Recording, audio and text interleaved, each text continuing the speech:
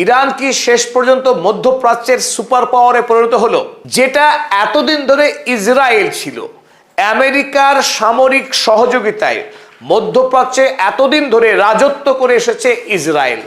Israeli আরব বিশ্বে শেষ কথা বলে এসেছে, কিন্তু এই প্রথম অতীতের সমস্ত সমীকরণ ছাঁচ ভেঙে দিয়ে ইরান নতুন ইতিহাস, নতুন ধারা শুরু করলো মধ্যপ্রাচ্যে। এটা প্রত্যেকের কাছে সুবিদিত যে 1948 সালে ইসরায়েল রাষ্ট্র তৈরি হবার পর থেকে আরবরা বারবার আক্রমণ করেছে এই ইসরায়েলের নাম মুছে দেওয়ার জন্যে, কিন্তু প্রতিটা ক্ষেত্রেই এই আরব বিশ্ব কিন্তু ইসরায়েলের কাছে যাচ্ছে তাইভাবে পরাস্ত হয়েছে। সে 1948 সাল মনে করুন, যখন সমস্ত আরব রাষ্ট্র ঐক্যবদ্ধভাবে এই ইসরায়েল রাষ্ট্র সদ্য যখন জন্ম হলো তখনই আক্রমণ করা হয়েছিল এবং প্যালেস্টাইনের মাটি থেকে ইসরায়েলকে উপড়ে ফেলার চেষ্টা করা হয়েছিল। 1948 এই আরব ইসরায়েল যুদ্ধে আরবরা সম্মিলিতভাবে পরাস্ত হয়েছিল ইসরায়েলের হাতে।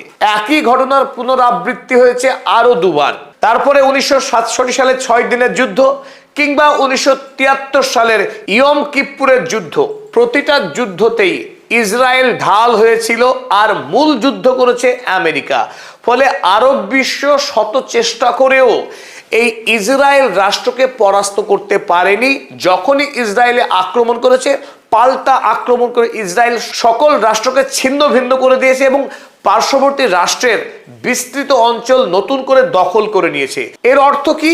আরবরা ইসরায়েলের বিরুদ্ধে যুদ্ধ করেনি এমন কিন্তু নয়। বারবার পরাস্ত হবার পর ইসরায়েলকে যে যুদ্ধে হারানো যায়, তাকে পরাস্ত করা যায়, এই বিশ্বাসটাই হারিয়ে ফেলেছিল আরব রাষ্ট্রগুলো। কিন্তু সেই সমস্ত করুণ ইতিহাসকে পিছনে ফেলে এই মুহূর্তে ইরান একটি নতুন ইতিহাসের জন্ম দিল। ইরান দেখিয়ে দিল যে ইসরায়েলকে মার দিয়ে তার মুখ বন্ধ করে দেওয়া যায়।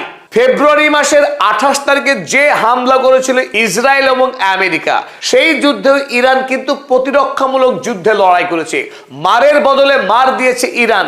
কিন্তু প্রথম হামলা ইরান একবারের জন্য ইসরায়েলের উপরে করেনি।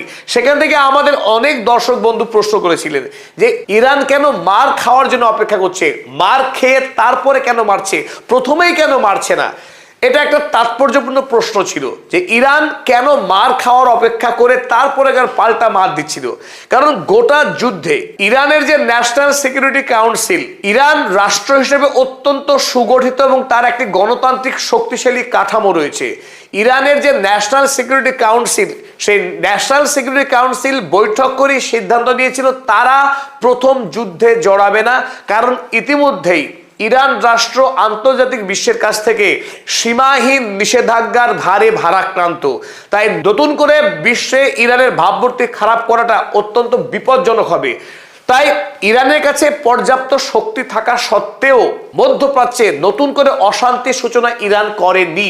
কিন্তু 28 ফেব্রুয়ারি থেকে 8 এপ্রিল পর্যন্ত লাগাতার পৃথিবীর সবচাইতে শক্তিশালী রাষ্ট্র America, the greatest superpower, আর তার সঙ্গেই মধ্যপ্রাচ্যের ইসরায়েল নামক এই অবৈধ রাষ্ট্র, এই দুই শক্তির সঙ্গে লাগাতার লড়াই করেও ইরান তার শক্তিকে অক্ষত রাখতে পেরেছে, যেটা একটা বড়সড় বিজয় ইরানের জন্য।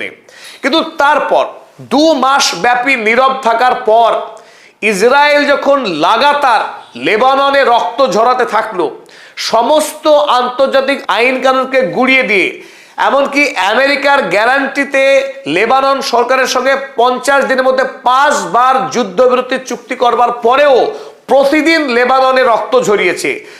2 মাসের মধ্যেই 6,500 মানুষকে খুন করেছে এই গণহত্যাকারী ইসরায়েল রাষ্ট্র। তারপর কিন্তু ইরান আর চুপ থাকতে পারেনি। ইরানের পক্ষে এনাফ ইজ এনাফ এই কথাটাই বলা হয়েছিল। তখন ইরানের এই ন্যাশনাল সিকিউরিটি কাউন্সিল একটা র্যাডিক্যাল শিফট নেয় তাদের বিদেশ নীতিতে, এবং এতদিন ধরে মধ্যপ্রাচ্যে ইরান তার প্রক্সির মাধ্যমে তার শক্তি জাহির করেছে, ইসরায়েলের বিরুদ্ধেই হোক বা আমেরিকার বিরুদ্ধে হোক। এই প্রথম আমরা দেখলাম 180 ডিগ্রি রাজনৈতিক অবস্থান বদলে এই মুহূর্তে ইরান ঠিক করেছে প্রক্সি বা অ্যাক্সিস অফ রেজিস্ট্যান্সের মাধ্যমে সে আর মধ্যপ্রাচ্যের শক্তি দেখাবে না, বরং এই সমস্ত প্রক্সিগুলোকে নিজের শক্তি দিয়ে বাঁচিয়ে রাখবে ইসরায়েলের বিরুদ্ধে সরাসরি লড়াইয়ে নেমে। আর সেটাই করে দেখালো ইরান 7 তারিখের মধ্যরাতে লেবাননের বেইরুট বেইরুত শহর আক্রমণ করার অপরাধে ইসরায়েলের রামাত ডেভিড এয়ারবেসে সরাসরি মিসাইল হামলা করলো অপারেশন নাসেরের মাধ্যমে। আর এটাই এখন পশ্চিমী দুনিয়ার অধিকাংশ বিশ্লেষক মনে করছে যে ইরান তার অবস্থাকে 100 ভাগ বদলে ফেলেছে।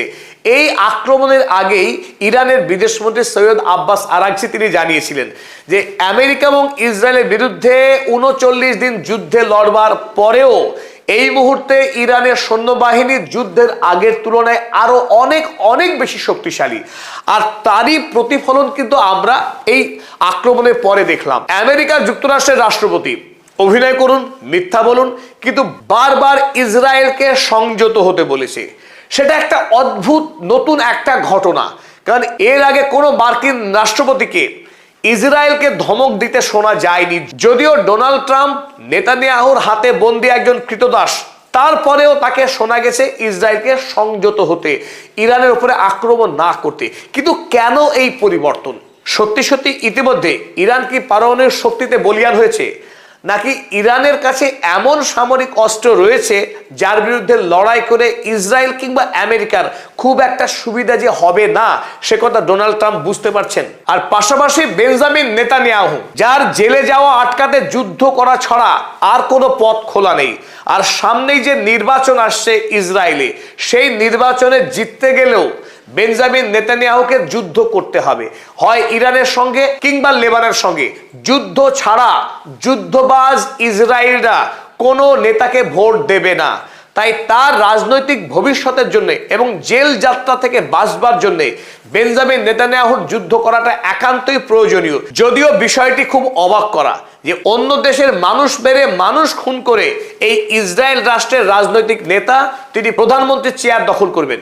নক্কারজনক। ধিক্কার জানাতে হয় ইসরায়েলবাসীকে, ধিক্কার জানাতে হয় তাদের এই রাজনৈতিক হিংস্র ব্যবস্থাকে। কিন্তু তারপরেও এই বেঞ্জামিন নেতানিয়াহু ইরানের হাতে মার খেয়ে প্রাথমিকভাবে ইরানের উপরে পাল্টা আক্রমণ করলেও শেষ আক্রমণ কিন্তু ইরান করেছে ইসরায়েলের উপরে, এবং তারপরে পাল্টা আক্রমণ করবার সাহস দেখাচ্ছে না, অন্তত এই সময়ের জন্য। কিন্তু এই মৌলিক পরিবর্তন হওয়ার পরই ইসরায়েলের অভ্যন্তরীণ প্রশ্ন উঠতে শুরু করেছে। ইসরায়েলের যুদ্ধবাদী জনতা এখন জোর গলায় চিৎকার করে বলছে, বেঞ্জামিন নেতানিয়াহু কেন মার খাবার পরেও ইরানে পাল্টা মার দিচ্ছে না?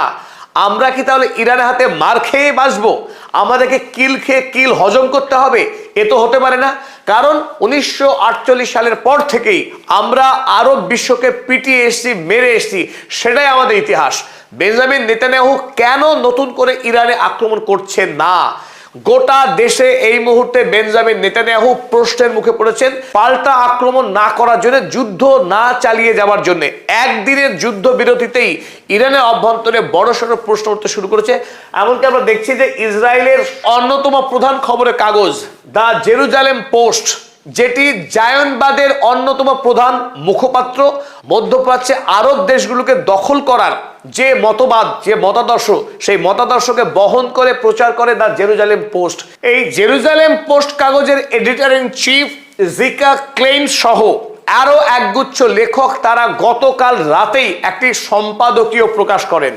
যে সম্পাদকীয়র প্রধান কথাই হচ্ছে এই যে এই প্রথম ইসরায়েল কোনো মুসলিম রাষ্ট্রের কাছ থেকে মার খেলো, মার খাবার পরে পাল্টা মার দিতে আর সাহস করছে না, মারকে হজম করছে মুখ বুঝে।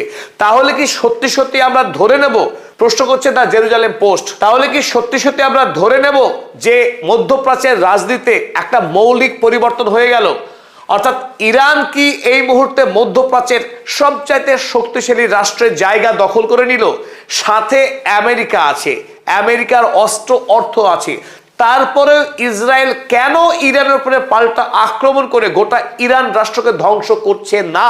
সেই প্রশ্নই তুলে দিয়েছে ইসরায়েলের মানুষের হয়ে এই ইসরায়েলের সংবাদপত্র দ্য জেরুজালেম পোস্ট। তারা এখানে লিখেছে, had Israel absorbed ইরানস latest missile attack? Israel কি ইরানের সর্বশেষ মিসাইল আক্রমণকে হজম করে ফেললো? উইদাউট রেসপন্ডিং, তার জবাব না দিয়েই a new and dangerous equation in the region would have begun to emerge. তারা সরাসরি প্রশ্ন করছে, মধ্যপ্রাচ্যের রাজনীতিতে একটি নতুন এবং বিপজ্জনক মোড় দেখা দিচ্ছে।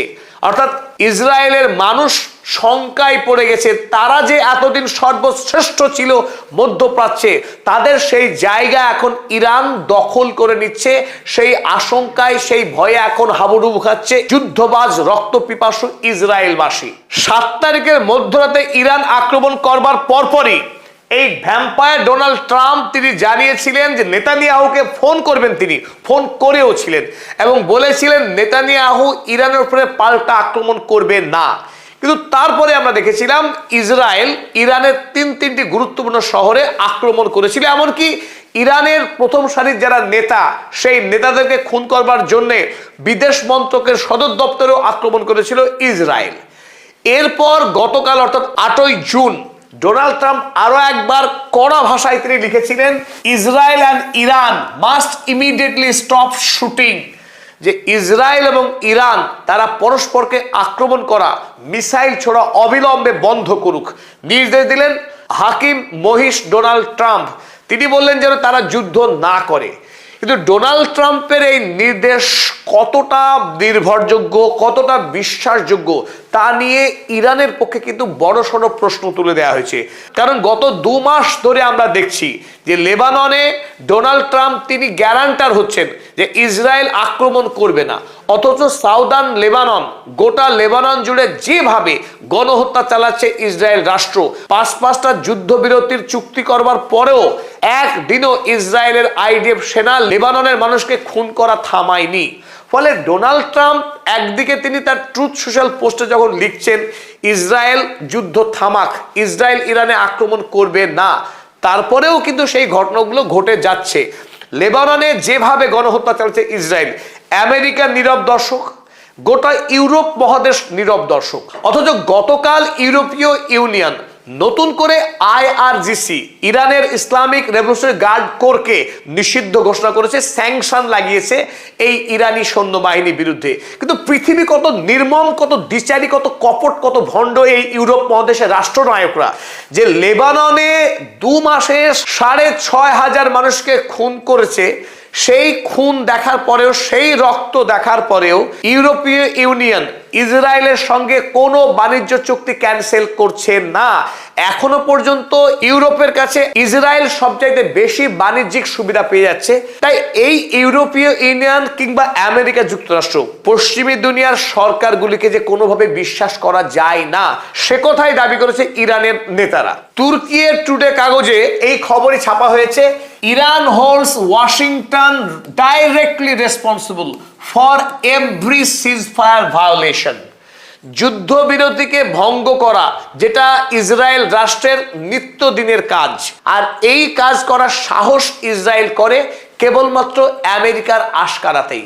অর্থাৎ প্রতিটি যুদ্ধবিরতিকে ভঙ্গ করার যে অপরাধ ইসরায়েল করছে তার পশ্চাতে সবসময় আমেরিকা যুক্তরাষ্ট্র দায়ী, ডোনাল্ড মহিষ ট্রাম্প দায়ী, সে কথা জানিয়েছে Iran. Iran's foreign ministry spokesperson Ismail Baghei held the United States directly responsible for all ceasefire violations, whatever committed by American forces or by Israel. আমেরিকার সৈন্যবাহিনী কিংবা ইসরায়েলের সৈন্যবাহিনী যতবারই এই সিজফায়ার ভঙ্গ করেছে, দায়ী কিন্তু আমেরিকার হোয়াইট হাউস। হোয়াইট হাউসের ইশারা ছাড়া ইসরায়েলের পক্ষে যে যুদ্ধ চালিয়ে যাওয়া সম্ভব নয়, সে কথা ইরান খুব ভালো করেই বোঝে। এই প্রেক্ষিতে ডোনাল্ড ট্রাম্প আরো এক ধাপ এগিয়ে একটি মজার কথা বলেছেন গতকাল। তিনি জানিয়েছেন, Trump says he warned Netanyahu he might fight Iran alone if war resumed. গতকাল তিনি সাংবাদিকদেরকে আরো এক ধাপ এগিয়ে জানিয়েছেন ডোনাল্ড ট্রাম্প যে যদি ইরান এবার যুদ্ধবিরতি ভাঙে, ইরানকে যদি আক্রমণ করে, যুদ্ধ যদি বাধায়, তাহলে সেই যুদ্ধে আমেরিকা যোগদান করবে না, সেই যুদ্ধ ইসরায়েলকে একা করতে হবে। অর্থাৎ ইরানের সঙ্গে একা পিটুনি খাবে ইসরায়েল, আমরা তার পাশে গিয়ে দাঁড়াবো না, এই কথা বললেন ডোনাল্ড ট্রাম্প। কিন্তু আমরা এও জানি যে এই ডোনাল্ড ট্রাম্প আমেরিকার কংগ্রেসে নতুন একটি বিল আনছে, যে বিলের 224 নম্বর ধারায় স্পষ্ট করে উল্লেখ করেছে আমেরিকা এবং ইসরায়েলের সৈন্যবাহিনী আগামী দিনে একসঙ্গে যুদ্ধ করবে এবং সমস্ত সমরাস্ত্র এবং সমস্ত তথ্য ইসরায়েলের সৈন্যবাহিনী হাতে তুলে দেবে আমেরিকা। তো তো এক নজিরবিহীন আইন আনবার চেষ্টা করছে ডোনাল্ড ট্রাম্পের সরকার। তাই এই ডোনাল্ড ট্রাম্প যখন ইসরায়েলকে হুমকি দেয় যে তাকে একা যুদ্ধ করতে হবে, সেই কথা যে মোটেই বিশ্বাসযোগ্য নয়, সে কথা ইরান বোঝে এবং মানে। তাই ইরান এই মুহূর্তে অফেন্সিভ স্ট্যান্ড নিয়েছে যে ইসরায়েলের বিরুদ্ধে কোনো রকম কূটনীতি নয়, মারের বদলা মার। ইসরায়েল এমন একটি রাষ্ট্র, সে কেবল মারের ভাষাই বোঝে। তাই প্রথমবার ইরান হুমকি দিয়েছিল বেইরুটে যদি আক্রমণ চালায় ইসরায়েল, তাকে পাল্টা হামলা করা হবে। আর যখন ইসরায়েল 7 তারিখে আক্রমণ করলো লেবাননের বেইরুটে, ওই 7 তারিখ রাতেই ইরান আক্রমণ চালিয়েছে ইসরায়েলের রামাত ডেভিড এয়ারবেসে। তাই এবার আরো এক ধাপ এগিয়ে এসে ইরান জানিয়েছে দক্ষিণ লেবাননে যদি ইসরায়েল আক্রমণ চালায় তাতেও ইসরায়েলকে পাল্টা পেটানো হবে অপারেশন নাসেরে। কিন্তু আজ কিছুক্ষণ আগেই, আমরা রেকর্ড শুরু করার ঠিক আধ ঘন্টা আগেই খবর আসলো দক্ষিণ লেবাননে এই গণহত্যাকারী বেঞ্জামিন নেতানিয়াহুর আইডিএফ সেনা তারা আক্রমণ চালিয়েছে এবং নির্মমভাবে নিরীহ 12 জন লেবানি মানুষকে খুন করেছে। তাই ইরানের যে হুমকি ছিল দক্ষিণ লেবাননে যদি আক্রমণ চালায় ইসরায়েল, তবে ইসরায়েলকে আক্রমণ করা হবে। এখন দেখার নতুন করে ইরান আবার ইসরায়েলের উপরে আক্রমণ শুরু করে কিনা। আর যদি এই আক্রমণ শুরু করে, ইসরায়েল কি চুপ করে থাকবে? মনে হয় না। কারণ এই মুহূর্তে ইসরায়েলের অভ্যন্তরে সীমাহীন চাপ প্রয়োগ শুরু হচ্ছে এই যুদ্ধ অপরাধী বেঞ্জামিন নেতানিয়াহুর উপর নতুন করে যুদ্ধ শুরু করার দাবি দিয়ে। তাই শিগগিরই যে মধ্যপ্রাচ্যে আরো একটা ভয়াবহ ভয়ঙ্কর যুদ্ধ হতে যাচ্ছে, তারই ইঙ্গিত কিন্তু পাওয়া যাচ্ছে সব দিক থেকে।